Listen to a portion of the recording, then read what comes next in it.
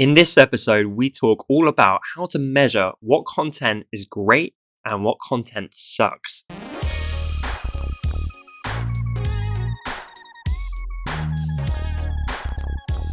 Welcome to episode 46 of The Honest Entrepreneur Show.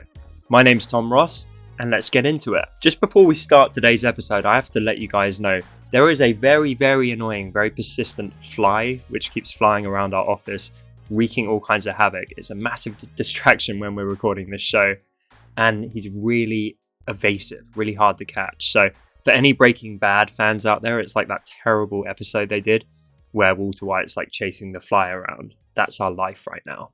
This question is from Miranda and Tamer. I don't know how to collect data from Instagram to figure out which content is high performing.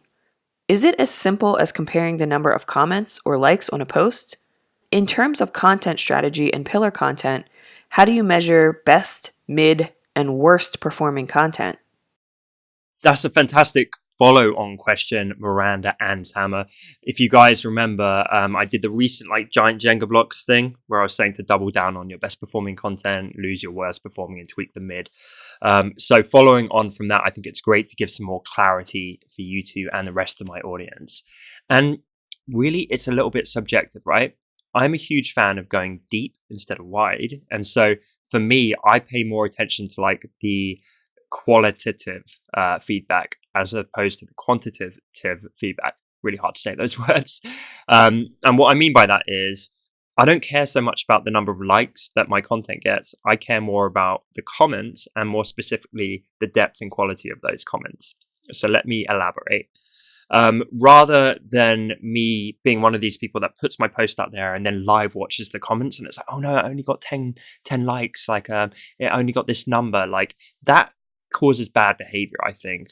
That's the people who take a selfie, like models and stuff, post it, and it doesn't get likes quickly enough. And so they remove it and try a different kind of post. And I think that's inherently fraught with anxiety. It's not healthy. And ultimately, it's a little bit kind of self-absorbed, maybe, if you're living just based on the metrics, on these vanity metrics, which dictate your happiness. So I talk a lot about serving your audience and trying to give them value. And so they're the metrics that I use.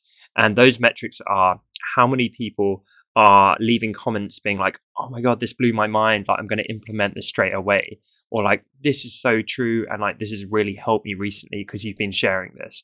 Or they're posting it on their stories. Or they're DMing me being like, this is amazing. So I appreciate not everyone has that level of engagement in their community, and I'm very grateful to have that. But I would always pay attention to what do people really resonate with. So instead of maybe normally you get 5 comments and then this post you do gets 20, that's a good sign, right? But then within those 20, normally you get 5 thumbs up or good job. But in that 20, maybe 5 of those people are like, wow, this is superb. I want to see more stuff like this. So generally just paying attention to those bits of one-on-one feedback from people, for me, is the most useful thing. And I can see it. I don't know about you, but my content has quite a lot of disparity in terms of the engagement. So I get some stuff where it's 12 comments or something like that. And then I get some stuff that gets 200. So it's pretty clear to me just in the numbers, what people care about. And for example, with the networking piece that I did, where I was networking the comments to this post, that blew up, right?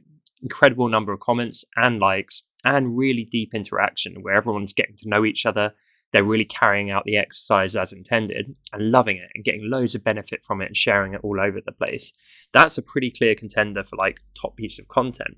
And equally, I try some stuff and people are just very cold to it. They don't seem to care that much. And so I take a little mental note. I'm I'm going to do less of that.